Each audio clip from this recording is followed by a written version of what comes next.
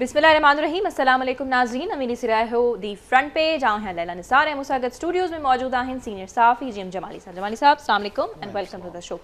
नाज़रीन हिकु ॿियो बि बम आवाम जे मथां किरण वारो आहे। ॿुधायो वञे पियो त पेट्रोल जेको आहे 16 रुपया वधीक वधणु वञे पियो। इन खां गॾोगॾु हुकूमत बि जेको आहे मिनी बजट जी तयारियुनि में मसरूफ़ आहे। 170 रुपयनि अरब जी मिनी बजट जूं तयारियूं जेकी आहिनि उहे शुरू थी चुकियूं आहिनि ऐं चयो वञे थो त ऑर्डिनेंस जे ज़रिए इहा मिनी बजट जेको आहे लागू कई वेंदी। सो इन हवाले सां बि अॼु फ्रंट पेज में सभ खां पहिरियों इहो सुवालु रखंदासीं, तव्हांजी दिलि वटां ॻाल्हि कंदासीं। त जमाली साहब तव्हांजी तरफ़ां अचां थी त हीअ जेको मिनी बजट आहे जंहिंजी हुकूमत तयारियूं करे पई 170 अरब रुपयनि जो, चयो ईअं वेंदो आहे त जेको टैक्स आहे उहो अमीर तबिके ते लॻंदो, ग़रीब तबिको जेको आहे इन खां बचियल हूंदो। इन ॻाल्हि में केतिरी सदाकत आहे? हर हुकूमत चवंदी आहे त छा वाक़ई में थींदो आहे? ॾिसो, हमेशह यादि रखो त हुकूमत ज़ाहिर आहे आवाम में पंहिंजी फेस सेविंग जे लाइ ईअं ई चवंदी। अल्टीमेटली इहो मुमकिन न हूंदो आहे। जेकॾहिं तव्हां कंहिं वॾे सनअतकार ते को टैक्स लॻाईंदा त अल्टीमेटली उन वॾे सनअतकार जो एंड यूज़र जेको आहे उहो आम ग़रीब माण्हू आहे। त जॾहिं हुन ते टैक्स लॻंदो त हू पंहिंजी हेठि जेकी बि फील्ड जो उनजी प्रोडक्शन आहे उहो उन ते जेको आहे पंहिंजी प्रोडक्ट ते पैसा वधाए छॾींदो। त अल्टीमेटली केरु ॾींदो? आम माण्हू। त गवर्नमेंट बज़ाहिर त पंहिंजी फेस सेविंग जे लाइ इहो ज़रूरु चवंदी त असां ग़रीबनि ते न ऐं मख़सूस माण्हुनि ते टैक्स लॻायूं था, पर बहरहाल उन सां मुतासिर वरी आम माण्हू ई थींदो। हाणे असांखे इहो ॾिसणो आहे त इहे जेके टैक्सिस आहिनि इहे कहिड़े कहिड़े शोबे में लॻाया था वञनि। अच्छा, छो जो कुझु शोबा यकीनन अहिड़ा आहिनि जंहिं मां पोइ आम माण्हू मुतासिर नथो थी सघे। अच्छा, मिसाल जे तौर ते जेकॾहिं तव्हां वॾियुनि गाॾियुनि ते टैक्स अञा वधीक जेको मुंहिंजे हिसाब सां त तमामु घणो ऑलरेडी आहे, पर जेकॾहिं अञा वधीक लॻायो था त बहरहाल उन सां आम ग़रीब माण्हू मुतासिर न थींदो। ठीकु आहे। अहिड़े तरीक़े सां कॉस्मेटिक्स जो सामान जेको ॿाहिरां इम्पोर्ट थी त ईंदो आहे उहो बि ऑलरेडी ग़रीब जी पहुच खां ॿाहिरि हूंदो आहे, त यकीनन उन सां बि पोइ ग़रीब मुतासिर न थींदो। ठीकु आहे। हाणे असांखे रुॻो जॾहिं हिननि जो बिल ईंदो या जेकॾहिं हीअ ऑर्डिनेंस जे ज़रिए करणु चाहिनि था त जॾहिं उहो बहरहाल साम्हूं जेसिताणी ड्राफ्ट न अचे टैक्स त लॻंदो। इन में त को शक जी गुंजाइश न आहे त इहो 170 अरब छो जो कमेंट कयो अथऊं IMF सां, ऐं IMF पैसा बि इन करे न पई ॾे। कल्ह तव्हां ॾिठो त 16% गैस में बि इन करे वधायूं, छो जो हुननि चयो त तव्हांजी जेको आहे हाणे ज़बाननि ते, छो जो पुराणो जेको इमरान ख़ान हो पंहिंजो मुआइदो तोड़े वियो आहे, त हाणे हुकूमत पाकिस्तान जे असांखे क्रेडिबिलिटी ते यकीन कान्हे।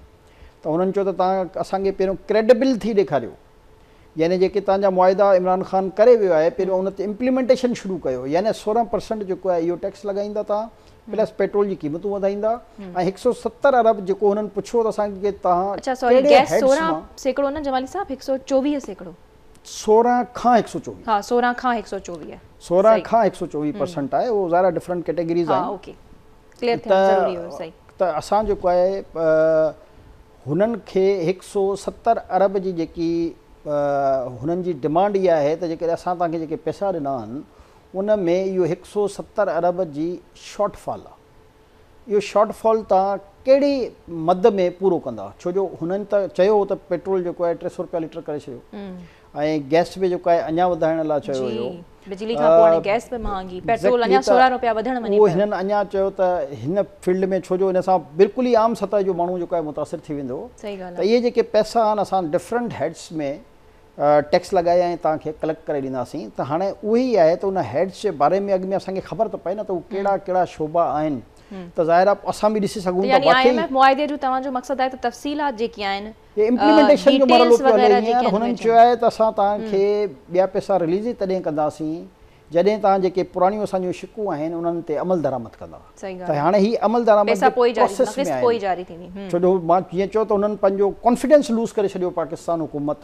इमरान ख़ान जेको मुआइदो कयो हुयो, ऐं तव्हांखे यादि हूंदो त 10 रुपया पेट्रोल ते ऐं 5 रुपया बिजली ते अचानक घटि कयईं जॾहिं हुनखे ख़बर पई त हुनजी हुकूमत ख़तमु थियण वारी आहे। त उहो जेको इंटरनेशनल मुआइदो तव्हां डिफीट कयो, मां सम्झां थो, जंहिंसां तव्हां इनहराफ़ी कई, उन ते जेको आहे ज़ाहिर आहे त हुननि जो ओपिनियन ठीकु आहे, ज़ाहिर आहे कर्ज़ ॾियण वारा आहिनि, शर्तूं लॻाइण उन्हनि जो हक़ु आहे, मां उन्हनि जे ख़िलाफ़ु न आहियां त IMF जेको आहे छो थी शर्तूं लॻाए। दुनिया में जेको बि माण्हू तव्हांखे उहो कर्ज़ ॾींदो त ज़ाहिर आहे उहो पंहिंजा टर्म्स ऑफ रेफरेंस त तय कंदो न, हिकिड़ो प्रोग्राम आहे IMF जो जमाली साहब, ॿिए बि प्रोग्राम में मुंहिंजे ख़्याल में वञिणो पवंदो जेके हालात ऐं आसार नज़र अचनि था। ॾिसो तव्हां हमेशह हिकिड़ी ॻाल्हि यादि रखो त जेसि ताईं बार बार असां इहो चऊं था त तव्हां पंहिंजी प्रोडक्ट खे न वधाईंदा, पंहिंजे बिज़नेस खे न वधाईंदा, पंहिंजी एक्सपोर्ट खे न वधाईंदा, पंहिंजी इम्पोर्ट खे घटि न कंदा, तेसि ताईं इहे मसइला रहंदा। पर हिन वक़्तु एक्सपर्ट्स ऐं मईशतदान तमामु इहे चई रहिया आहिनि इन्हनि जी वरी मजबूरी किस्त त तव्हांखे ॾियणी पवंदी न, हर साल जेको बि तव्हांजो एग्रीमेंट हूंदो त उन किस्त खे जॾहिं असां मल्टीप्लाई कंदा वेंदासीं आहिस्ता आहिस्ता त उनजो जेको वॾनि आहे उहो एतिरो वॾो हूंदो जो असांखे अल्टीमेटली असां बर्दाश्त न करे सघंदासीं। ऐं अॼु न सुभाणे वरी इहे ई ॻाल्हियूं शुरू थींदियूं त वरी डिफॉल्ट जे तरफ़ वञी रहिया आहियूं, वरी डिफॉल्ट जे तरफ़ वञी रहिया आहियूं, त बहितर इहो आहे डिफॉल्ट वारियूं ख़बरूं त हिन वक़्तु ताईं बि आहिनि सर्कुलेट कनि पियूं त IMF जी जेकी किस्त जारी थियण वञे पई त इहा डिफॉल्ट खां थोरे टाइम जे लाइ बचाईंदी। ऐं पर ख़तरो जेको आहे डिफॉल्ट जो इहो बि चवंदा त बरक़रार आहे। $1 बिलियन त ज़ाहिर आहे 15-20 ॾींहंनि जो बि कहाणी न हूंदी आहे न। बेसिकली हे जेको डिपेंड कनि था त जेकॾहिं इहा IMF जा पैसा इहे रिलीज़ थी विया त मुमकिना तौर ते जेके सऊदी अरब, UAE या कतर या चाइना खां जेको बकोल हिननि जे इसाक़डार जे त कुझु असां सां मुल्कनि कमिटमेंट कई आहे, दोस्त मुल्कनि मां पैसा उहे जेके पैसा ईंदा त ही डिपेंड उन ते करे रहिया आहिनि। ही रुगो $1 बिलियन जो शुरू आहे, मसइलो IMF सां मुआहिदे जो आहे जंहिंजे करे ॿिया पैसा रुकियल आहिनि। दोस्त मुल्कनि बि इहो ई चयो न जॾहिं IMF तव्हांखे जारी कंदी तेसि ताईं। एक्ज़ैक्टली हाणे असांखे बि इन करे चवंदा आहियूं त पाकिस्तान हर मुल्क खे पंहिंजो दोस्त मुल्क सम्झी वेठो आहे। उनखे इहो सम्झणु घुरिजे त जेके इंटरनेशनल ताक़तूं हूंदियूं आहिनि उन्हनि जा हिक ॿिए सां वेझा रिलेशन्स हूंदा आहिनि, उन्हनि जा हिक ॿिए सां वॾा इंट्रस्ट हूंदा आहिनि। त हाणे पाकिस्तान खे बि पंहिंजूं पॉलिसियूं पंहिंजे इंट्रस्ट में ठाहिणु घुरिजनि। हर कंहिं ते एतबार करे त हीउ दोस्त आहे, फलाणो दोस्त आहे त मुश्किल वक़्त में बीठा, हालांकि अगर ग्राउंड रियलिटी ॾिनी वञे त इन्हनि दोस्त मुल्कनि खे ठाहिण वारो अल्टीमेटली इहो पाकिस्तान हुयो। जेकॾहिं तव्हां हिस्ट्री खणो त जिन खे असां दोस्त मुल्क हाणे असां न चवंदासीं त वरी ख़ारजा पॉलिसी खे नुक़सानु पहुची वञे, पर उन जेके बि दोस्त मुल्क ई चई रहिया आहिनि उन्हनि सभिनी दोस्त मुल्कनि खे अल्हम्दुलिल्लाह पाकिस्तान हेल्प आउट कंदो रहियो आहे, बशमूल चाइना खे कर्ज़ जेके हुकूमत पाकिस्तान ॾींदी रही आहे। बाक़ी मां इस्लामी मुल्कनि जा नाला न खणी रहियो आहियां छो जो जल्दी नाराज़ थी वेंदा आहिनि, वरी असांजी ख़ारजा पॉलिसी खे नुक़सानु थियण जा ख़तरा पैदा थी वेंदा आहिनि। त बहरहाल जेको आहे उन्हनि खे हर शइ ॾियण वारो पाकिस्तान हुयो। त हाणे जेको आहे हुननि पंहिंजी गुड गवर्नेंस सां, पंहिंजी महिनत सां, पंहिंजे वसीलनि खे बहितर अंदाज़ में यूटिलाइज़ करण सां पाण तरक़ी कई आहे, इन में को शक न आहे। पर बैकअप पाकिस्तान ॾिनो हुयो उन वक़्ती ॻाल्हि जेके आऊं करे रहियो आहियां। पर हाणे जेको आहे असांजी हालत इहा आहे त असां जेको आहे उहो एतिरा कर्ज़नि में जकड़िजी चुका आहियूं जो हक़ीक़त आहे त पाकिस्तान जी मईशत संभलजण जो नालो ई नथी वठे। ऐं इन में जीअं मां चयो त असां सभु मुलविस आहियूं। कर्ज़नि में एतिरो जकड़ी चुका आहियूं जो IMF ई वाहिद हल नज़र अचे पियो। जॾहिं 22 करोड़ माण्हू पर पर्सन जे हिसाब सां 3 लख रुपए जो कर्ज़ ई हुजे त तव्हां अंदाज़ो लॻायो त केतिरो कर्ज़ आहे। त हाणे जेको आहे $150 अरब खां मथे जो कर्ज़ आहे। सही ॻाल्हि आहे। हाणे ज़ाहिर आहे त इहो जेको कर्ज़ आहे एतिरो को सवलो न आहे जो तव्हां एतिरो वापसि कयो। हा, रस्ता मौजूदु आहिनि, ईअं न आहे त रस्ता न आहिनि। पाकिस्तान में हर क़िस्म जी मादनियात मौजूदु आहे, पाकिस्तान में हर क़िस्म जी मौसम मौजूदु आहे, पाकिस्तान में पहाड़ रेगिस्तान मौजूदु आहिनि, पाकिस्तान में दरिया मौजूदु आहिनि, पाकिस्तान में जेके असांजा मादली वसाइल आहिनि उन्हनि में कोयले जो मां सम्झां थो IMF ॾे निहारे रहिया आहियूं, IMF जी तरफ़ ॾिसी रहिया आहियूं त IMF कॾहिं किस्त जारी थींदी ऐं पाकिस्तान डिफॉल्ट जे नज़दीक या वेझो बि न वञे। असां त जमाली साहब उन सभिनी शइ ॾे तवजह ॾेई रहिया आहियूं। सो बहरहाल IMF जो वफ़द त पाकिस्तान छॾे चुको आहे, वधीक जेके मीटिंग्स आहिनि उहे वर्चुअली कंदा, ऑनलाइन कंदा। सो ॾिसूं था त ईंदड़ ॾींहंनि में छा थिए पियो। बाक़ी हुन जा जेके नतीजा आहिनि उहे अचणु बाक़ाइदा तौर ते नाज़रीन शुरू थी चुका आहिनि। बिजली त महांगी थी वई, पर उन खां बाद में जीअं जमाली साहब मेंशन कयो त 16 खां 124% जो इज़ाफ़ो गैस में बि थी वियो आहे, गैस बि महांगी थी चुकी आहे। ऐं ही जेकी ख़बर सर्कुलेट करे पई त पेट्रोल बि जेको आहे असीं ॿुधूं पिया त कुझु ॾींहंनि में वरी 16 रुपया मथे चढ़े पियो। जमाली साहब इहा बि ख़बर आहे न? वाक़ई इन में ॾिसो न, इन में 5% त सिधो जेको लेवी वधाइनि था जी, उहो ई वरी जेको IMF सां मुआहिदो आहे। 16 लफ़्ज़नि में इहो चवंदासीं त वधे पियो पेट्रोल न? वधंदो नेचुरल आहे। लेवी वधंदी त क़ीमत वधंदी। IMF जा टेक्निकल टर्म्स इस्तेमाल कयो। लेवी वधंदी त क़ीमत वधंदी न, या त कॉमन सेंस जी ॻाल्हि आहे। इन में कंहिंजे चवण या न चवण सां फ़र्क़ु कान पवंदो न। मतलब वधे तो 5% लेवी वधंदी त 5% जो ज़ाहिर आहे 250 रुपए जो पेट्रोल आहे, 5% लॻाए छॾियो त इहो ई 12-15 रुपया 16 रुपया पेट्रोल वधंदो। सो अल्टीमेटली आम माण्हू मुतासिर थींदो। सो बहरहाल प्रोग्राम में अॻिते वधूं था, सियासतदाननि जी ॻाल्हियूं कयूं था जेके उहे यू टर्न्स वठनि था या हिक ॿिए खे तंज जो निशानो बणाइनि था।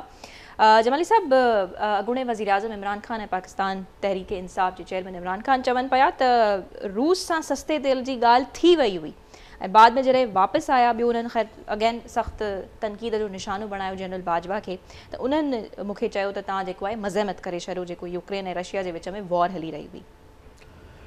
हाणे ॾिसो, इमरान ख़ान एतिरा यू टर्न वरिता आहिनि जो हाणे पाकिस्तानी अवाम जेको आहे न परेशान थी वियो आहे त आख़िर हिन जी कहिड़ी ॻाल्हि ते आम माण्हू यकीन करे। हाणे जेको कमु हिन शुरू कयो त इम्पोर्टेड हुकूमत अमरीका खां हिन शुरू कयो त साज़िश थी आहे, परचो लहिराए नमूना कयईं जलसनि में बीह करे, उतां जेको आहे पलथड़ी मारींदे अची वियो त आसिफ ज़रदारी नवाज़ शरीफ़ साज़िश कई आहे, वरी उतां अची वियो त जेको आहे उहो मोहसिन नक़वी ते पहुतो हुयो त मोहसिन नक़वी साज़िश करे हुकूमत हटाई आहे।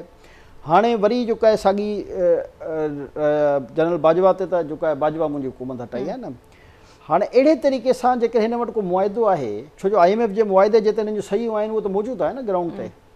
जेकॾहिं हिन वटि रशिया सां कयल ॻाल्हि जी हिन क़िस्म जी का अहिड़ी का करस्पोंडेंट बि आहे त ॻाल्हि थी आहे, इन जो मतिलबु आहे त डॉक्यूमेंट न आहे मौजूदु न। ॾिसो न, ॻाल्हि त तव्हांजी मुंहिंजी बि थी सघे थी। हाणे मां तव्हांखे चवां त जी असांखे सौदी खां मुफ़्त में पेट्रोल मिलणु घुरिजे त उहो थी त नथो सघे। त हाणे जेका इहा ॻाल्हि आहे जी त हे त जेके हिन जा सबूत मौजूदु आहिनि उनखे मञण लाइ तयारु न आहे न। मां त चवां थो अञा ताईं इहो चयो अथई त असांखां इहा ग़लती थी त असां IMF सां इहो मुआइदो न कयूं आहे। घटि में घटि इख़लाक़ी जुरत जंहिं लीडर में हूंदी आहे उहो क़बूल त करे त हा मुंहिंजा इहे, हाणे जीअं हर इल्ज़ाम बाजवा ते लॻाए रहियो आहे, इन खां अॻु में हुन जूं सभु तक़रीरूं तव्हां खणो त हर उहो इल्ज़ाम ABCD ते ई लॻाईंदो रहियो आहे न। कॾहिं ज़रदारी ते लॻाईंदो रहियो त कॾहिं नवाज़ शरीफ़ ते लॻाईंदो रहियो, कॾहिं अमरीका ते। त IMF वारे मुआइदे खे बि न मञनि पिया, हू चवनि पिया त तव्हां वटि जेकॾहिं नून लीग वटि या हिन हुकूमत वटि को सबूत आहे त उहो डॉक्यूमेंट ॾेखारनि था कहिड़ो मुआइदो जेको आहे करे। ऐं हिकु कारकुन PTI जो इहो सवाल करे रहियो आहे, शौकत तरीन जी सिग्नेचरी आहे, डॉक्यूमेंट ॾेखारियो, नेट ते तव्हां वञो, सभु डॉक्यूमेंट अवेलेबल आहिनि। हिन में हिकिड़ो पर हू हिन वक़्तु सवाल करे रहिया आहिनि त कहिड़ो मुआइदो आहे, असांखे डॉक्यूमेंट ॾेखारियो त असां कहिड़ो IMF सां मुआइदो कयो जो PTI जा जेके अॻुवान आहिनि उहे बुनियादी तौर ते एतिरा कूड़ा आहिनि ऐं एतिरो बेशर्मी ऐं डटाई सां कूड़ ॻाल्हाईंदा आहिनि जो उन्हनि जो को सानी न आहे पाकिस्तान में छा आहे न, दुनिया में न आहे। हाणे तव्हां यादि रखो त हीअ जेकी जमामा जंहिंजे लाइ वॾी तारीफ़ुनि जा पुल ॿधंदा त एॾी वफ़ादार ज़ाल आहे त फलाणो आहे, केतिरी तारीफ़ कंदा हुआ। कल्ह ट्रोलियूं जो तव्हां हुनजो इंटरव्यू पढ़ी छॾियो हूंदो। हाणे हुन बदकिस्मती चयो आहे पंहिंजी इमरान सां शादी खे। हाणे तव्हां जंहिंखे ई मुख़्तलिफ़ एंगल सां ट्विटर ते बि उनजो नालो यूज़ कंदा, मुख़्तलिफ़ तरीक़नि सां यूज़ कंदा हुआ। बहरहाल छो जो हिननि जी चवंदा न नस नस में को कूड़ अहिड़ो भरिजी वियो आहे। इमरान ख़ान पंहिंजे जेके सोशल मीडिया जा बूस्टिंग ज़रिए हासिलु कयल जेके पेड एम्प्लॉइज़ अथसि उन्हनि खे डायरेक्शन हिन अहिड़ी ॾेई छॾी आहे त हर कूड़ खे एतिरो तेज़ करे, एतिरो ढंढोरो पिटे, अहिड़े तरीक़े सां बयानु कयो जो हर कूड़ सच लॻणु लॻे न। हाणे इहा ॾिसो, हमेशह जेकी तारीख़ हूंदी आहे उन्हनि शयुनि खे लिखिबो आहे तारीख़ में त मुल्क जा कहिड़ा हुकुमरान आया। जेकॾहिं तव्हां 1947 खां शुरू कंदा आहियो क़ाइद-ए-आज़म मोहम्मद अली जना खां, जॾहिं गवर्नर जनरल पाकिस्तान हो, त उन वक़्त खां वठी मुख़्तलिफ़ औक़ात में हर वक़्त जी हिकिड़ी तारीख़ लिखी वेंदी आहे। अहिड़े तरीक़े सां जॾहिं तव्हां लियाकत अली ख़ान ते ईंदा आहियो त अॼु ताईं माण्हू चवनि था त हिनखे क़तलु कयो वियो न। जेकॾहिं ज़ुल्फ़कार अली भुट्टे खे फाही चढ़ायो वियो हिकिड़े कूड़े केस में त अॼु ताईं पाकिस्तान न बल्कि दुनिया जो हर माण्हू चए थो त इहो ज़ुल्म थियो, बर्बरियत थी, ज़्यादती थी ऐं ग़लति केस में हुनखे शहीद कयो वियो। त अहिड़े तरीक़े सां हीउ जेको टाइम आहे इहो बि ईअं गुज़री वेंदो, पर अचण वारो वक़्तु जॾहिं तारीख़ लिखबी त उहो इहो ई लिखिबो त पाकिस्तान जी तारीख़ में हिकिड़ो अहिड़ो कूड़ो सियासतदान आयो हुयो जो पंहिंजे कूड़ जी बुनियाद ते ॿिए कंहिं सच खे तस्लीम करण लाइ तयारु न आहे। ऐं जेके बि हिन जा वर्कर्स आहिनि, मां सम्झां थो जेकॾहिं तव्हां अञा बि ॾिसो, हिकु तरफ़ त हुन चई छॾियो त हाणे अमरीका साज़िश में इन्वॉल्व कान्हे, बसि इहो ग़लती थी वई ऐं इहो इम्पोर्ट न कयो वियो बल्कि पहिरियों हितां एक्सपोर्ट कयो वियो, उन खां पोइ जेको आहे इम्पोर्ट थियो। ऐं ॿी तरफ़ ट्विटर ते जेको PTI जो तव्हां ट्रेंड ॾिसो उहो वरी हले थो इम्पोर्टेड हुकूमत नामंज़ूर, यानी हुनजो लीडर बैक करे वियो, चई त न न इहा हाणे इम्पोर्टेड न, इहा एक्सपोर्ट हुकूमत आहे। पर हिन जा जेके उहे चरिया कारकुन आहिनि उन्हनि खे इम्पोर्ट ऐं एक्सपोर्ट जे लफ़्ज़ जो मतिलबु ख़बर न आहे, इन करे हू अञा ताईं हुननि इहो ट्रेंड चेंज न कयो आहे त असां हुनखे चऊं पुट अरसलान खे त उहो जेको आहे उनजो चेंज करे इम्पोर्टेड जे बजाए एक्सपोर्ट लिखी छॾे त उन्हनि जे लाइ बहितरु हूंदो। त हिननि जो त टोटल गेम ई सोशल मीडिया ते जीअं मां तव्हांखे पहिरियों चयो त पैसा ॾेई बूस्टिंग करे ऐं माण्हुनि खे वर्गलाए अहिड़ी तरीक़े सां हिननि इंटरनेशनल बि जेको ओवरसीज़ में बि इन क़िस्म जूं ॻाल्हियूं करे नफ़रत फैलायूं आहिनि। हाणे असांजा जेके कुझु ओवरसीज़ आहिनि उन्हनि खे छो जो ज़ाहिर आहे ॿियूं जेके जमातूं उन्हनि वटि सियासत जे लाइ उन्हनि वटि स्पेस कान हुयो त हीअ हिकिड़ी नई पार्टी आई, हिननि खे जेको मिलियो चई हल भला तूं बि अचु PTI में, हल तूं बि अचु PTI में, त उन हर कंहिंखे मक़ामी सतह जो को न को उहिदो ॾेई छॾियईं। त हाणे उहे चरिया लॻा पिया आहिनि। हाणे उहो सॼो ॾींहुं जेके आहिनि उहे हेडलाइंस में त शोर मचाइनि ई था न। PTI जी जेकॾहिं ॻाल्हि कजे त हर हेडलाइन में असीं ॾिसूं था त इमरान ख़ान जी का न का ख़बर जंहिंमें हू कॾहिं कंहिं ते इल्ज़ाम था हणनि या कॾहिं अचानक सां हू यूटर्न था वठनि त this actually makes him to be in headlines या त असांजी क़ौमी मीडिया जी जेको आहे मां सम्झां थो त नाइली आहे न, ॻाल्हि कोन आहे छो त हू हिकु अॻूणो वज़ीर आज़म रही चुको आहे जेको चवंदो त उनखे असीं क़ौमी मीडिया जी नाइली आहे। मां त सम्झां थो क़ौमी मीडिया खे मुश्तरका तौर ते इहो फ़ैसिलो करणु घुरिजे त हिनजी का ख़बर जेका आहे ॾियणी न घुरिजे त हिन जी हर ख़बर सवाइ कूड़ जे ऐं हिक ॿिए ते इल्ज़ाम तराशी जे ग्राउंड रियलिटी ने तव्हांखे छा ॿुधाई आहे अॼु ताईं। हिन चयो 1 करोड़ नौकरियूं ॾींदुसि, ॾे जवाबु हुनजो 1 करोड़ नौकरियुनि जो। हिन चयो मां 50 लख जेको आहे घर ठाहे ॾींदुसि, कोई पुछेसि न खां उहे 50 लख घर किथां विया। चवंदो त फलाणा प्रोटोकॉल में हेतिरा अरबे रुपया ख़र्च था कनि त हाणे अची वियो 96 करोड़ रुपया रुगो पंहिंजे हेलीकॉप्टर ते ख़र्च कयो अथई जेको घर खां बनी ॻाल्हि खां प्राइम मिनिस्टर हाउस ईंदो वेंदो हुयो। ऐं प्रोटोकॉल अञा बि तव्हां ॾिसो न हिननि वटि जेको हींअर पंजाब हुकूमत ऐं KP हुकूमत न थियण खां अॻु में 600 जेके आहिनि उहे सिपाही जेके आहिनि उहे ज़मान टाउन में ऐं जेको आहे बनी ॻाल्हि में KP के ऐं पंजाब हुकूमत जा लॻल हुआ। ॿियनि ते जेको ही शइ ॿियनि खे चवंदो हुयो उन खां वधीक जेको आहे बादशाह जो मज़ो पाण वरितो आहे। ऐं जेकी ग्राउंड रियलिटी जी असां ॻाल्हि था कयूं त जंहिं शइ ते हिन एतिराज़ कयो, हिन चयो त तोशाखाना हर शइ मौजूदु आहे न वीडियोज़ जी सूरत में, तोशाखाना जेके आहिनि उहो ग़लति आहे उन माना हुजे तोशाखाना मां पाण चोरियूं कई अरबे रुपए जूं। ॿियो अदालती केसिस में बि वञनि कोन पिया, पेश थियनि कोन पिया। हाणे इहा आहे उहा लॉबिंग जेको गेम हिकिड़ो तयारु कयो वियो हो हिन जे लाइ।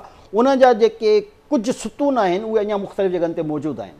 उन जा चवंदा न बाक़ियात जेको आहे अञा कुझु जेको डायरेक्ट नज़र अची रही आहे त अदालत में कुझु हुनजी बाक़ियात अञा ताईं मौजूदु आहे। न त तव्हां मूंखे ॿुधायो त मूंखे यादि आहे चङी तरह त हुसैन हक़ानी जॾहिं अमेरिका में हो त हुननि चयो त असांखे बि वीडियो लिंक, हालांकि उहो अमेरिका में हो, वीडियो लिंक जी सहूलियत ॾिनी वञे त उनखे सहूलियत कान मिली सघी। अच्छा, हिते जेके बीमार माण्हू हुया, पुणे में हिकिड़ो ज़रदारी बि हुयो जंहिं चयो त असांखे वीडियो लिंक जे ज़रिए असांजो बयानु वरितो हुयो त न ॾिनी वई। नवाज़ शरीफ़ जे लाइ अदालत ऑर्डर कयो त जिते बि आहे, हालांकि उहो हॉस्पिटल में हुयो, जिते बि आहे जहिड़ी बि पोज़ीशन में आहे, शायदि उहो मुल्क में बि कान हो जेको मूंखे यादि थो अचे, 24 कलाकनि में अची अदालत में पेश थिए। हिन खे घर वेठे आहे ऐं कोर्ट जी ज़मानत जो तव्हांखे प्रोसीजर बि थोरो ॿुधाए छॾियां, कानूनी आइनी मारनि खे असांखां वधीक ख़बर हूंदी। पर ज़मानत उन माण्हू जी थी सघंदी आहे जेको वञी हुते एफिडेविट कंदो आहे, जंहिंजा थंब थींदा आहिनि, जंहिंजी हुते फोटू कढबी आहे। यानी इहो प्रोसीजर एडॉप्ट करण खां अलावा ऐं वकालत जेको वकील हूंदो आहे उनखे बि एफिडेविट वञी करिणो पवंदो आहे त ही मां हिन जे तरफ़ां हिन केस खे विढ़ंदुसि, हुनजो बाक़ाइदा थंब थींदा आहिनि, तस्वीर निकिरंदी आहे, एफिडेविट थींदा आहिनि। हर क़िस्म जी फैसिलिटी इमरान ख़ान खे अवेलेबल आहे। यानी इनखे असां इग्नोर कयूं त ग़ैर मौजूदगी में ज़मानत थींदी ई कान्हे। हा, प्रोटेक्टिव बेल ज़रूरु थींदी आहे, पर हिननि जूं तव्हां बेलूं ॾिसो कहिड़ी रेविडेंट वांगुरु पियूं थियनि। हिननि जे हर केस खे जेको आहे जज ईअं ख़तमु था कनि ऐं ॿिए खे ईअं बिल्डोज़ था कनि ॼण रेवड़ियूं पहलवान जूं रेवड़ियूं विकामजनि थियूं मार्केट में। जी, इन ते असांखे कुझु बहस बि नज़र आयो। जमाली साहब, प्रोग्राम में अॻिते बि वधूं था, ॻाल्हि कयूं था त मरियम नवाज़ साहिबा जी जेके नून लीग जूं सीनियर वाइस प्रेसिडेंट आहिनि ऐं गुज़िरियल ॾींहुं असीं ॾिठोसीं त सीनियर अॻवान आहिनि शाहिद ख़ाक़ान अब्बासी जेके अॻूणा वज़ीर आज़म बि रही चुका आहिनि, उन बि पंहिंजे उहिदे तां पार्टी जे अंदरि इस्तीफ़ो ॾिनो। सो हू चवनि था त मुंहिंजो लीडर नवाज़ शरीफ़ आहे, मरियम नवाज़ न। त छा सीनियर मेंबर्स जेके नून लीग जा आहिनि मरियम नवाज़ खे क़बूल कोन कनि पिया, हुननि जे लीडरशिप खे मतिलबु छा हले पियो नून लीग जे अंदरि?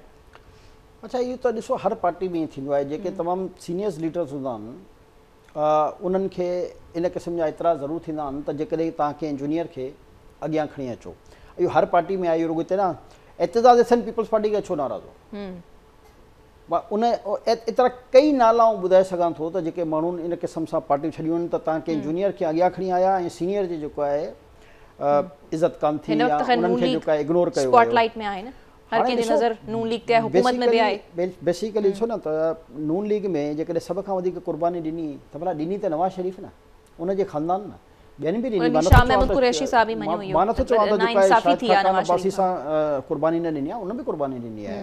अहिड़ी तरीक़े सां ॿियनि लीडरनि बि क़ुर्बानियूं ॾिनियूं आहिनि। पर जेको वोट बैंक आहे, हाणे शाहिद खाकान अब्बासी निकिरे सॼे मुल्क में पंहिंजी तंज़ीमी कैंपेन ते, त ॾिसी छॾे उन जलसे जी हालत, ऐं मरियम निकिरे उनजी पोज़ीशन ॾिसी छॾे। ॾिसो अवाम में कंहिंजूं जड़ूं आहिनि, अवाम कंहिंजे पुठियां लॻे थो, अवाम कंहिंजो बयानियो बाए करे थो। हाणे माइनस कयो था इमरान ख़ान खे, जेकॾहिं PTI मां कहिड़े बि फने खान लीडर खे खणी अचो त नो बडी नोज़ हिम, ज़ीरो थी वेंदो ऑटोमेटिक। अहिड़े तरीक़े सां हर पार्टी में तव्हां अॼु पीपल्स पार्टी में तव्हां बिलावल भुट्टे खे माइनस कयोसि त छा बचंदो बाक़ी पीपल्स पार्टी में? त नून लीग डिपेंडेंट आहे मरियम नवाज़ ते, मरियम नवाज़ उन्हनि जो स्टार ऑफ द पार्टी चऊं। पाण नथो अचे, जेसिताईं नवाज़ शरीफ़ पाण नथो अचे त हुन वटि सेकेंड टियर जो अहिड़ो को लीडर ई कान्हे। विच में त ख़बरूं त नवाज़ शरीफ़ वापसि अचे पियो, हाणे वरी इहे ॻाल्हियूं जेके आहिनि साइड ते थी वियूं आहिनि, त छा ख़बर आहे मरियम नवाज़ ई लीड कंदी पई? नवाज़ शरीफ़ जेको हींअर जेके इतला अथनि त नवाज़ शरीफ़ बाजवा खे जेको चयो, जेको न जावेद चौधरी पंहिंजे कॉलम में लिखियो आहे, उन त इहो ई चयो आहे त नवाज़ शरीफ़ चए थो त मां बाइज़त तरीक़े सां अचणु चाहियां थो, ऐं जेको तव्हां मुंहिंजी बेइज़ती कई आहे, पहिरियों मुंहिंजी उन रिस्पेक्ट खे बहाल कयो।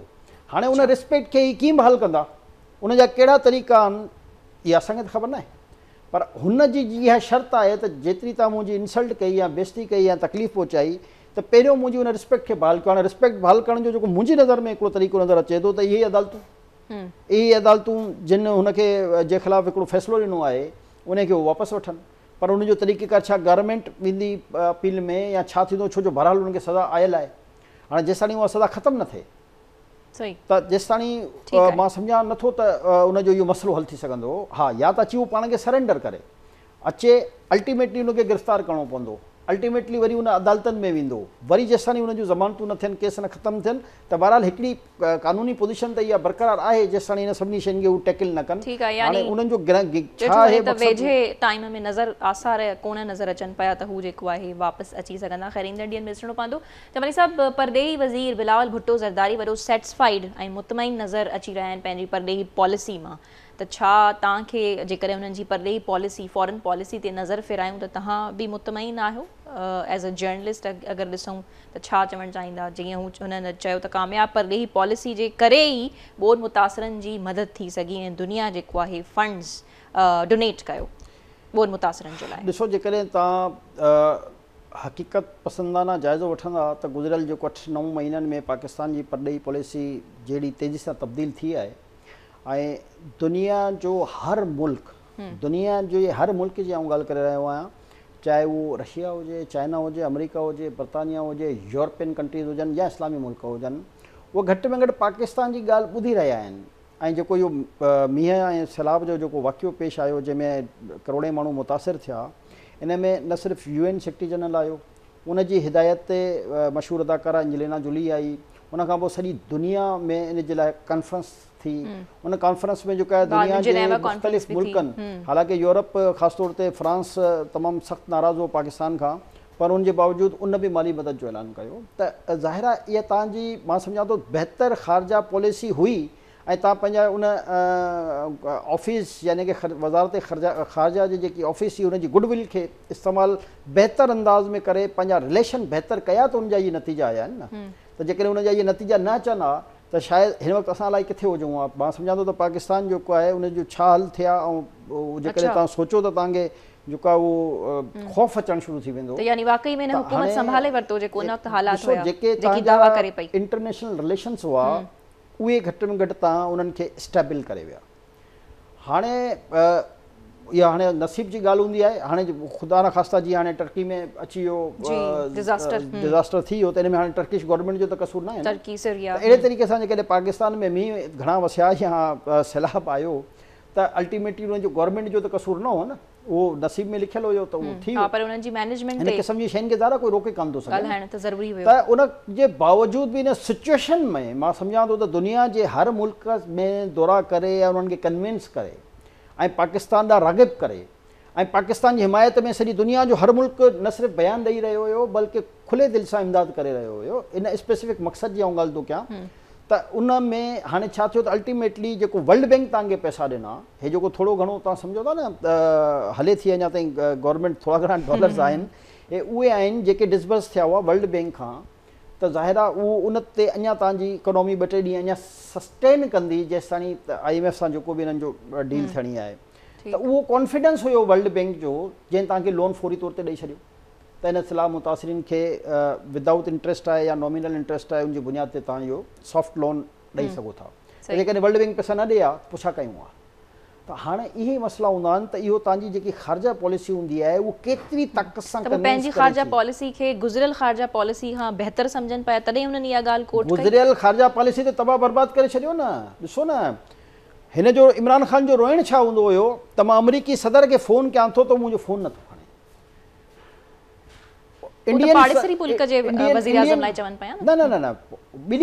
अमरीकी जो बाइडन लाइ त मिंथू करे थकिजी पियो न त मूंसां को फ़ोन ते ॻाल्हाए त उहो ॻाल्हाइण ई पसंदि न पियो करेसि। अहिड़े तरीक़े सां इन जो पंहिंजो चवणु आहे त मां भारतीय सदर खे फ़ोन थो कयां, वज़ीर आज़म खे फ़ोन थो कयां त उहो फ़ोन नथो खणे।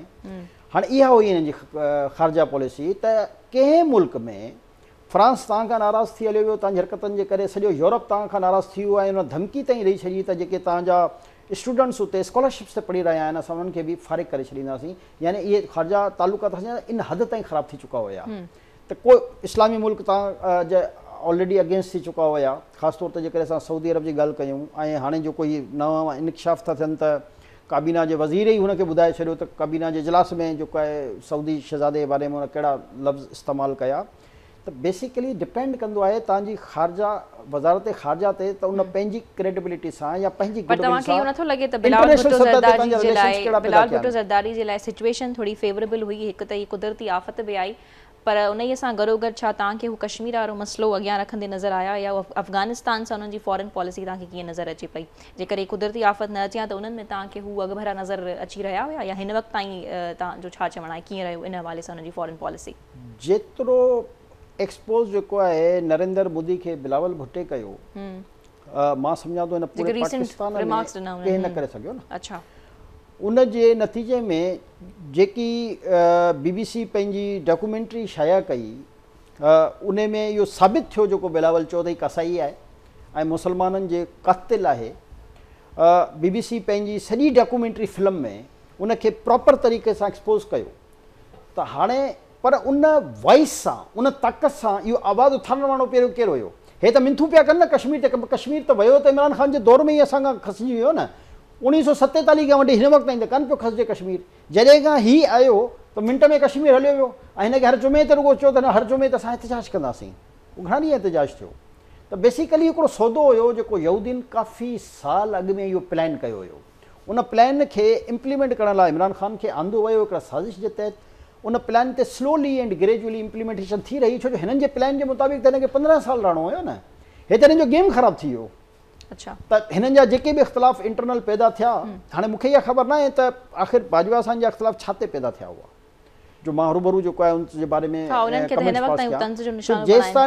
जेसिताणी इहो ई रीज़न आहे त हेडलाइंस मिलनि था जेके स्टेटमेंट्स पंहिंजी उठाइनि था इमरान ख़ान साहब। असल में जेसिताणी एक्यूरेट तव्हां वटि इंफॉर्मेशन न हुजे त कंहिं ते इल्ज़ाम बि न लॻाइणु घुरिजे। त मूंखे हक़ीक़त आहे त अॼु ताईं इहा ख़बर न आहे त बाजवा ऐं हिन जे दरमियान एक्चुअल कहिड़ी ॻाल्हि तां इख़्तिलाफ़ थिया हुआ। शायदि हू जेको हाणे इहे त ॻाल्हियूं आहिनि न जेको हू चए थो हू न इल्ज़ाम जे बैकग्राउंड्स ते यकीनन कुझु अहिड़ियूं ॻाल्हियूं हूंदियूं जेके न असांखे ख़बर आहिनि न के मीडिया वारे खे ख़बर आहिनि न। हे जेके मीडिया में ऐं एक्सपोज़ थींदियूं आहिनि ॻाल्हियूं उन सां इन्हनि मामलनि जो तालुक़ु न हूंदो आहे। उहो बैकग्राउंड ते कुझु डिफरेंट इशूज़ हूंदा आहिनि जंहिं ते इख़्तिलाफ़ पैदा थींदा आहिनि ऐं बज़ाहिर त उहो ई चवंदो न त मुंहिंजी गवर्नमेंट खे कराइण में बाजवा जो हथो जे पहिरियों अमरीका लाइ पियो चए पोइ ॿिए लाइ पियो चए। अहिड़े तरीक़े सां बाजवा बि जेके ॻाल्हियूं थो करे त असां इहो त नथा चऊं त उहो 100% सच चवंदो हूंदो।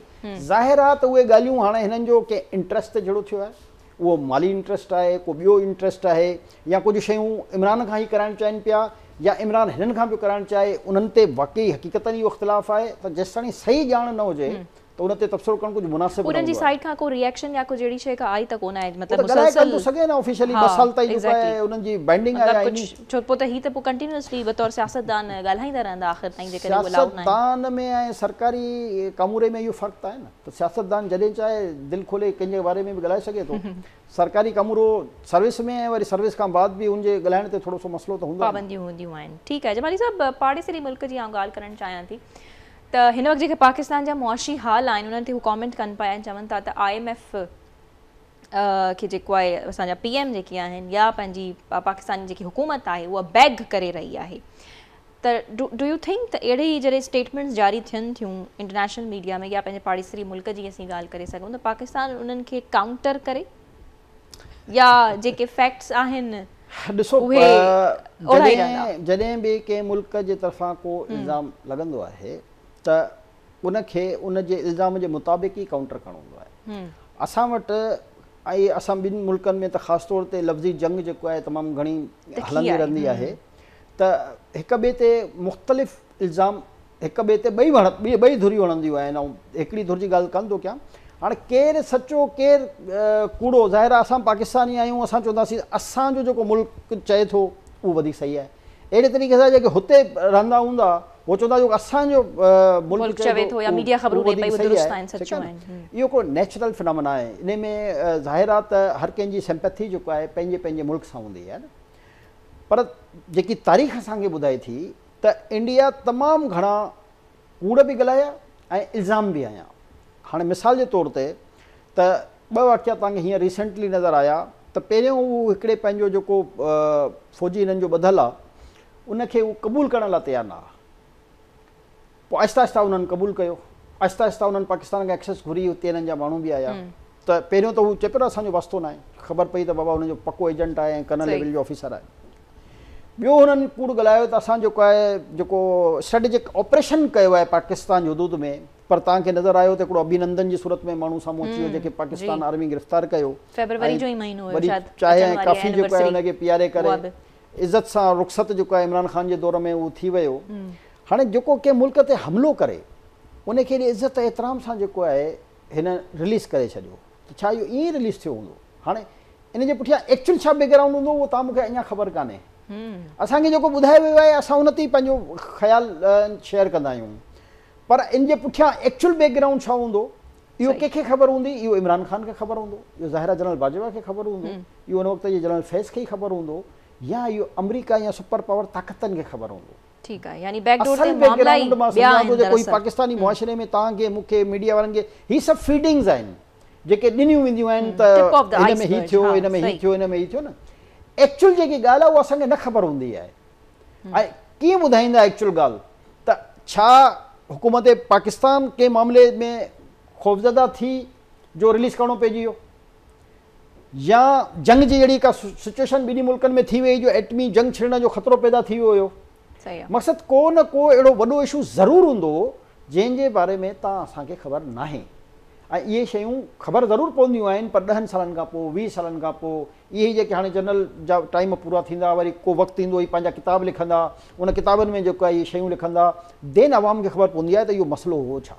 अहिड़े तरीक़े सां तव्हां माज़ी में ॾिसो न हुननि जा जेके कुझु जर्नलनि किताब लिखिया, आहिस्ता आहिस्ता आहिस्ता तव्हांखे ख़बर पइजी थी वञे न। जीअं असां उन ॾींहुं चयोसीं त हकीम सईद 95 में किताब लिखियो, उन में इहो ॿुधाए छॾियो त केरु अचण वारो आहे। तव्हांखे ईअं तारीख़ खे कुझु बहितर करण में मदद मिलंदी आहे या कुझु सम्झण में मदद मिलंदी आहे जॾहिं उहे उन्हनि जा मुतलका किताब पढ़िया वेंदा आहिनि। जीअं हाणे मोहतरमा बेनज़ीर भुट्टो साहिबा किताब लिखिया त आमिरियत जे दौर जा जेके वाक़िया हुन सां पेश आया त ज़ाहिर उहे लिखियलु आहे त असांखे ख़बर पई। हूअं त उन वक़्त में मीडिया एतिरो वाइब्रेंट न हो, न सोशल मीडिया जो ज़मानो हुयो, न इलेक्ट्रॉनिक मीडिया जो ज़मानो हुयो, प्रिंट मीडिया कंट्रोल्ड हुयो, पर उन जे बावजूद बि BBC जो हिकिड़ो रेडियो जेको आहे ॻोठनि में घरनि में माण्हू ॿुधी करे पंहिंजो हिकिड़ो ओपिनियन ठाहींदा हुआ। ऐं जंहिंसां पीपल्स पार्टी उन ओपिनियन ते पीपल्स पार्टी जेको आहे मूव हलाईंदी ऐं जदोजहद कंदी आमिरियत जे ख़िलाफ़। पर जॾहिं मोहतरमा बेनज़ीर भुट्टो पाण किताब लिखिया, उन तारीख़ुनि जा पंहिंजा पंहिंजा हवाला ॾिनई, त जेके बि तारीख़ पढ़ण वारा तालिब इल्म आहे उन्हनि खे कुझु ॼाण उन मां हासिलु थी। त अहिड़े तरीक़े सां ई जनरल बि जॾहिं रिटायर थींदा, या इमरान ख़ान पाण को किताब लिखे, पर इमरान ख़ान ते त छो जो असांखे फैथी न आहे, कूड़ो माण्हू आहे त इलाही छा छा लिखंदो। पर जॾहिं जनरल बाजवा इहो को ज़िंदगी में प्लान कयो किताब लिखण जो, उन में जेकॾहिं को इन वाक्यनि जे बारे में लिखियईं त पोइ शायदि असांखे हक़ीक़त खां ख़बर पवंदी त पोइ उन में उहो छापियो ॻाल्हाए। तव्हां इहो मशवरो त न ॾेई रहिया उन्हनि खे? न, उहे लिखंदा आहिनि पुराणा जनरल त हमीद खां वठो तव्हांखे अफ़गान वार जी तफ़सील कीअं ख़बर पई हुई? ज़ाहिर आहे इन्हनि कंहिं फ़ौजी जॾहिं पंहिंजा किताब लिखियऊं ऐं उन्हनि जा जेके आई विटनेसिस हुआ, या तव्हांखे कीअं ख़बर पई त शहीद ज़ुल्फ़िकार अली भुट्टो जो लाकब जे अंदरि बिहेवियर कहिड़ो हुयो, ज़ाहिर आहे हिकिड़े फ़ौजी किताबु लिखियो त मां उन वक़्तु उते मौजूदु हुउसि ऐं उन वक़्तु बि जेको आहे हुन चयो त मां फाई ते लटकणु पसंदि कंदुसि पर माफ़ी जो जेको आहे काग़ज़ त सही न कंदुसि। इहो तव्हां मूंखे आम माण्हू खे त ख़बर न ई न, उहो उन वक़्तु मौजूदु फ़ौजी जेको आहे जेकॾहिं इहो किताबु न लिखे आहे त ज़ाहिर आहे माण्हुनि खे ख़बर न पए आहे। अहिड़े तरीक़े सां कई अहिड़ियूं शयूं हूंदियूं आहिनि जेके पाण आई विटनेसिस हूंदा आहिनि, जंहिंजे साम्हूं का शइ थी हूंदी आहे। जॾहिं उन क़िस्म जा माण्हू इहे किताब लिखंदा आहिनि त पोइ काफ़ी शयूं मां नथो चवां त उहे सॼो सच लिखंदा हूंदा, पर काफ़ी हद ताईं तव्हां उन्हनि शयुनि खे उन वक़्त जी तारीख़ जे बारे में तव्हांखे नॉलेज अची वेंदी आहे, ख़बर पइजी वेंदी आहे। ठीकु आहे, ॾाढी इंट्रस्टिंग ॻाल्हि कई तव्हां। त कुझु अहिड़ियूं ॻाल्हियूं आहिनि जेके साम्हूं अपेरेंटली कुझु ॿियूं हूंदियूं आहिनि, पर बैकडोर ते असल मामला जेके आहिनि उहे कुझु ॿिया ई हूंदा आहिनि।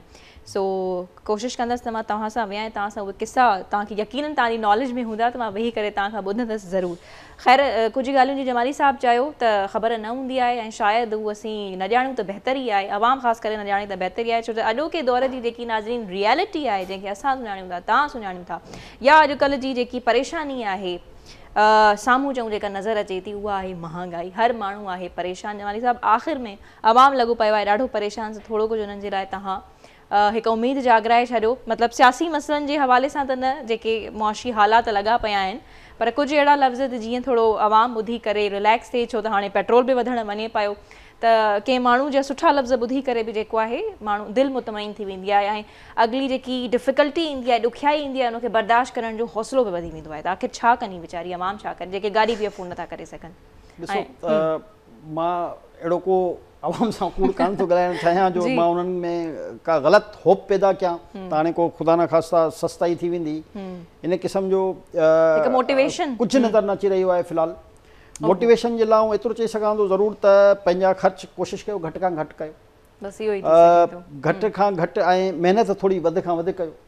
जीअं जेकॾहिं तव्हां ॿाहिरि जी दुनिया में ॾिसो त उहो जॾहिं हिकिड़ी का नौकिरी कंदा आहिनि त उन सां गॾु वरी पोइ शाम जो को ओवर टाइम कंदा आहिनि, त उहो पंहिंजो गुज़ारो करण जे लाइ ज़ाहिर आहे या सेविंग जे लाइ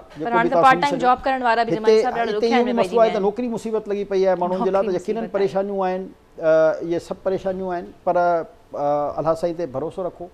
ऐं अलाह साईं फरमाए थो त मुंहिंजी ज़मीन जेको आहे उन में तमामु घणी वुसअत आहे। जेकॾहिं तव्हांखे हिकु जॻह ते का प्रॉब्लम थी थिए त कोशिशि कयो तव्हां कंहिं ॿी जॻह ते ट्रेवल करे वञो, थी सघे थो तव्हांजो नसीबु उते को बहितर लिखियलु हुजे, त ज़ाहिर आहे उन्हनि शयुनि खे तव्हांखे फॉलो करिणो पवंदो जेके पाण जी ज़िंदगी खे बहितर करण जे लाइ तव्हां क़दम खणी सघो था। त महांगाई जे लाइ मां त इहो सिंपल चवंदुसि त इहा महांगाई रोज़ जी बुनियाद ते वधंदी, इहा महांगाई हाणे रिवर्स बैक कान थींदी। पहिरियों त बिल्कुलु इहो क्लियर मुंहिंजी पंहिंजी राय जे मुताबिक़ त इहा रिवर्स बैक हाणे कान थींदी, चाहे कुझु बि थी वञे, इहो अञा मथे वेंदी, हेठि कान ईंदी। त हाणे तव्हां पंहिंजे अल्टरनेट सोर्सिस खे वधाइण जे लाइ जेको आहे पंहिंजी मदद पाण जे तहत, छो जो कंहिं हुकूमत ते तव्हां डिपेंड न कयो, हुकूमत जेको आहे उहो तव्हांखे मां नथो सम्झां त का फैसिलिटी ॾेई सघे थी, त तव्हां पंहिंजे चाहे उहो नंढो बिज़नेस हुजे जेतिरो अफोर्ड करे सघो उन जे हिसाब सां उनखे एक्सपेंड करण जे लाइ पंहिंजी वधि खां वधि महिनत ते डिपेंड कयो। पंहिंजी महिनत जे ज़रिए ई तव्हां पंहिंजे जेके बि तव्हांजा इख़राजात आहिनि उहे तव्हांखे मीट करणा पवंदा ऐं उन लाइ जेतिरी वधीक महिनत कंदा उनजो फल एतिरो वधीक मिलंदो। ऐं जेके उहे शयूं जेके जंहिंजी डिमांड घणी हुजे कोशिशि कयो त उन शयुनि में जेको आहे उहो इन्वेस्टमेंट जेको आहे उनखे तरीक़े सां कयो, छो जो हिन वक़्तु ॿियो को ऑप्शन कान्हे, सरकारी नौकिरी या कुझु बि आहे उन में न त एतिरी पघार हूंदी, न एतिरा तव्हां उन अॼुकल्ह जी महांगाई जे दौर में त कुझु बि न आहे, त ज़ाहिर आहे तव्हांखे अल्टरनेट बिज़नेस ते तवजह ॾियणी आहे, उहो चाहे उहो नंढी लेवल जो हुजे कंहिं वॾी लेवल जो हुजे, जेको माण्हू जेको अफोर्ड करे सघे। ज़ाहिर आहे हिते हिन वक़्तु अफोर्ड करणी हिकिड़ी मुसीबत आहे त माण्हू उन बिज़नेस खे करण लाइ बि किथां जेको आहे लोन करे, पर सुठी ॻाल्हि इहा थी वई आहे जो तव्हांखे नंढे बिज़नेस ते बि कुझु शॉर्ट टर्म लोन्स आसानी सां मिली था वञनि। अॼुकल्ह बैंकुनि में मुख़्तलिफ़ पॉलिसीज़ हली रहियूं आहिनि, त पंहिंजे पेरनि ते बीहण लाइ तव्हांखे पाण खे महिनत करणी पवंदी। हाणे तव्हांखे डिपेंड न करिणो पवंदो त हुकूमत तव्हांखे का फैसिलिटी ॾींदी या तव्हां लाइ का सस्ताई करे सघंदी, इन क़िस्म जी काई शइ कान थींदी। त इहा होप खे कढी करे पाण खे बहितर करण जे लाइ पाण वधि खां वधि महिनत कंदा त मां सम्झां थो इंशाल्लाह ज़िंदगी आसान थींदी। बिल्कुलु जमाली साहब दुरुस्त फरमायो। नाज़रीन, जेके मुआशी हालात आहिनि या मुल्की मसइला आहिनि उन्हनि खे असांजे हथ में त कोन आहे त सफ़ाई उन्हनि खे ज़ीरो करे छॾियूं, ख़तमु करे छॾियूं, पर शायदि असांखे पंहिंजो लाइफ स्टाइल जी जेकॾहिं ॻाल्हि कयूं या जीअं असां ज़िंदगी खे ॾिसूं था शायदि उनखे हाणे डिफरेंट एंगल खां ॾिसणो पवंदो। बाक़ी जेकॾहिं हुकूमत ऐं सियासतदाननि जे आसिरे में वेही रहंदासीं त पोइ असांजो ऐं तव्हांजो कॾहिं बि कुझु कोन थियण वारो आहे। सो पंहिंजो तमामु घणो ख़्यालु रखंदा। मुलाक़ात थींदी ईंदड़ हफ़्ते। अल्लाह हाफ़िज़।